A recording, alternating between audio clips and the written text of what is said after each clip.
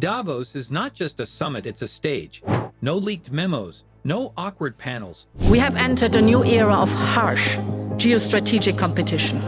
no power lunches without a plus one who's famous and photogenic. But what does it take to turn a billionaire brainstorm in the Alps into a global spectacle that runs on star power and soft focus, where fixing inequality looks like a Vogue shoot and influence wears cashmere? America is back and open for business. Celebrity snow globe, who's really in the room? Welcome to Davos, where the only KPI is selfies per minute. 3,000 delegates trudged up the mountain, but just 1,600 can legally expense the trip. The rest chase clout, from Beckham's beanie to von Furstenberg's velvet gloves. Architect Riken Yamamoto flashes blueprints like trading cards, while William DJs a panel on quantum ethics. Idris Elba perfects his Bond smolder beside Shakira, whose hips still won't lie about ESG. Barack Obama and Greta Thunberg are not on the 2025 docket, yet their specters haunt every question and answers. Politico jokes that if William skips your soiree, your Wi-Fi does not even connect. Flashbulb algebra rules, because one celebrity equals 10 dry policy clauses.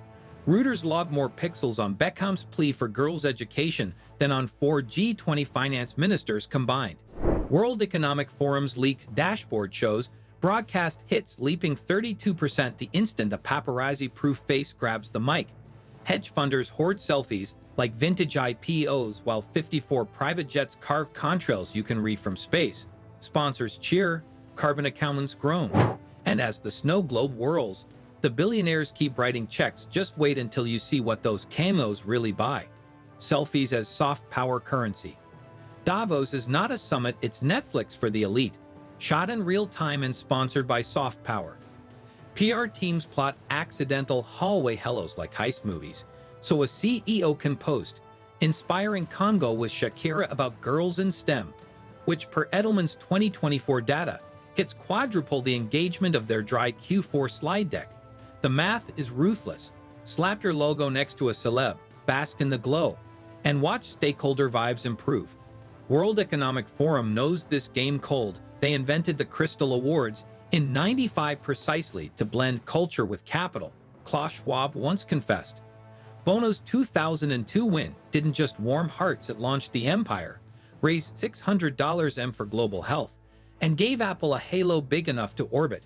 Behind the scenes, execs winkingly call it values arbitrage, laundering their image in feel-good causes with a perfect Instagram filter.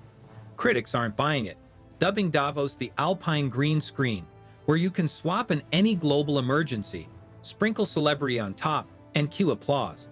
But that doesn't fully explain why billionaires brave snowdrifts in tuxedos. No, the real engine is an awards show disguised as a policy summit, and the plot twist's still coming. Awards as influence coupons. Winning the Crystal Award isn't just a mantelpiece flex, it's the golden wristband to capitalism's classiest backstage. Think Davos, but with sparkle.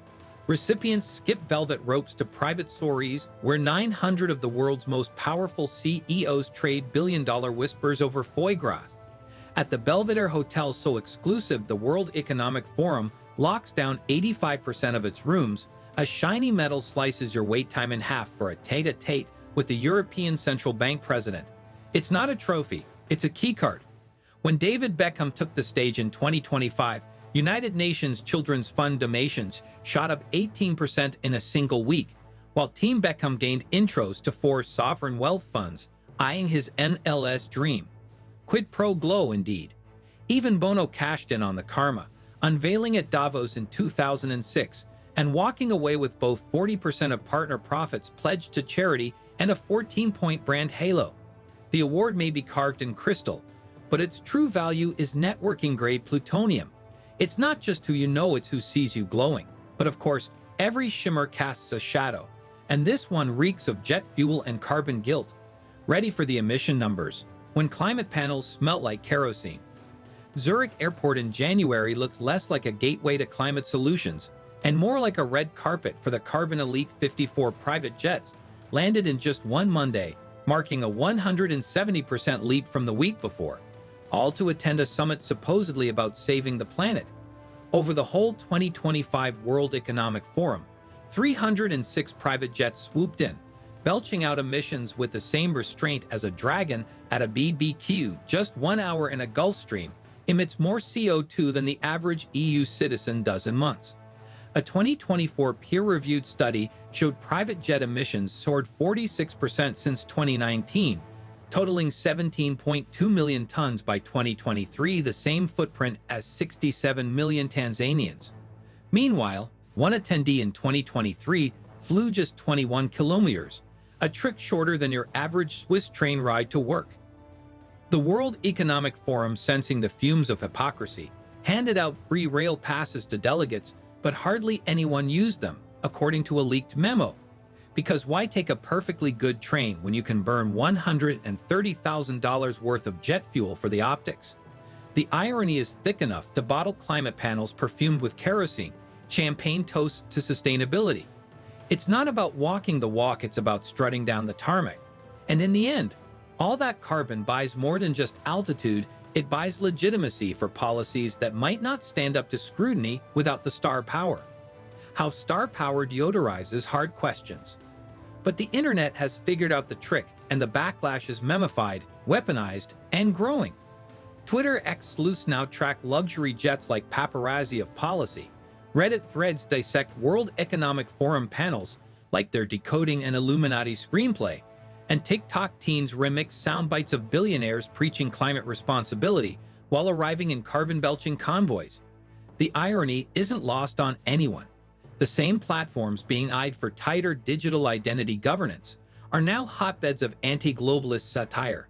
Memes of Klaus Schwab in a Scythe robe, or Leonardo DiCaprio photoshopped into every Davos photo op, aren't just jokes, they are political commentary in Gen Z packaging.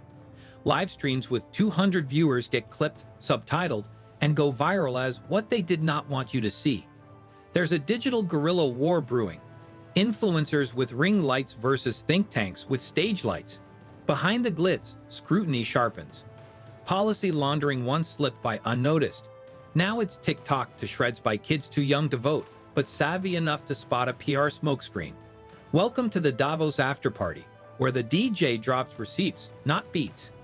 Backlash and meme warfare. The meme war has officially breached the Swiss Alps, and hashtag Davosman is now dodging pitchfork emojis in designer loafers. From TikTok jabs about carbon credit Kardashians to Reddit threads crowning Davos the burning man for bankers, the internet has traded its snow boots for snark. Edelman's 2025 Trust Barometer hits hard, warning we are living in a grievance-based society where 72% believe the wealthy actively harm the public good. Ouch. The Spectator didn't mince words either. The World Economic Forum is a joke, and so is anybody who takes it seriously.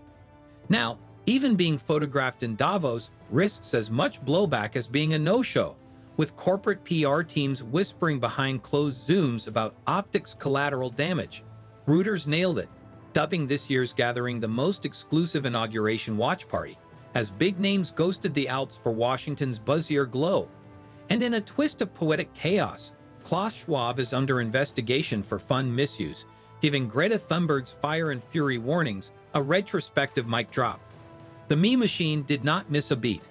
Our house is on fire, but the smoke is from our jet. Satire has overtaken strategy, and the party looks more parody than power summit. So after all the champagne bubbles burst, what does the Davos celebrity machine really leave behind? Let's land this plane commercial class this time. Conclusion. At Davos, the real celebrity scandal is not vanity, it's velocity. How fame fuels optics that steer outcomes. A-listers attract cameras, cameras cleanse messages, and suddenly, everyone's on board a $10 trillion mission with a Disney-filtered map. That's the trick. Star power isn't ornamental, it's operational. Will the World Economic Forum ditch velvet ropes for train seats? Will CEOs chase TikTok clout in less frosty climates? Or will next year's Crystal Award go to a pop deity who airlifts in on an electric vertical takeoff and landing while live streaming their carbon offset? For now, the snow falls, the jets lift, and another glittering echo dissolves into the Alps. Behind the promises, prep for their January encore, the machinery hums. And as ever, when the mountaintop beams under the global spotlight, it's wise to ask, Who aimed the light, and why? If this snow globe satire hit you harder than a jet-lagged billionaire at altitude, smash that like button. Don't forget to subscribe for more truth with a twist reporting from the frosty frontlines of power. And drop a comment. Who would you give a crystal award to? No private jet required?